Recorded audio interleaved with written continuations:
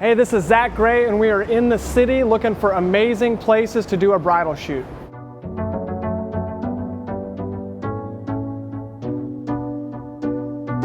For this particular setup, I wanted to shoot something really dramatic, and I saw these lines sort of leading down in this little pseudo park that was sitting on top of a bridge here in the city.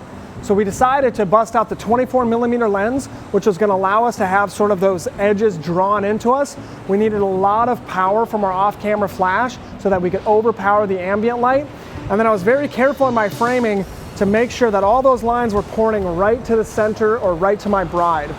And then I framed it in a way so you couldn't see the ground, you couldn't see all the really uninteresting stuff that was down there. I got down a little bit low. Something you need to do too, and this was really, really helpful, if you're shooting a little bit lower than average because the framing works for the background, if my subject or our bride today, Jen, was standing up perfectly straight, it would almost look like she was leaning away from you because you're below the center of the frame. So I had her lean in just slightly towards the frame, which makes her actually look like she's just standing up straight. Very, very helpful and a great little tip. So once we got the lighting right, we're overpowering the ambient light by exactly 1 stop. We can then adjust our shutter speed to kind of fine tune that background because that won't affect the off-camera flash power. And then we kept working on the framing to frame it up just right, getting a really nice pose from her until it looked fantastic. The last thing we did is, I typically do this a lot, is I turn their body away from the light and then I turn their face and torso back towards the light. That's called short lighting, and it looks fantastic on any subject. That's how we did the shot. If the direct sun hits the meter and the flash hits it, sometimes it can throw the meter off or give it extra high reading. So what I'll do is I'll just block my hand. So come this way a little bit, Rich. Yeah, perfect, to the side.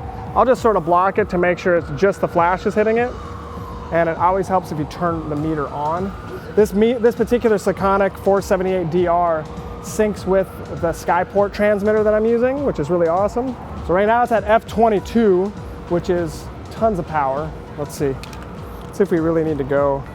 This lens only goes to f16, so we're gonna have to bring it down to f16 and then compensate a little bit. Actually, what I can do is I can go to ISO 50, which will compensate for me.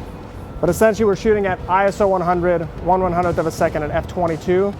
Then I just drop my ISO to 50, which I can on the Canon 5D3, which brings the f-stop technically down to f16.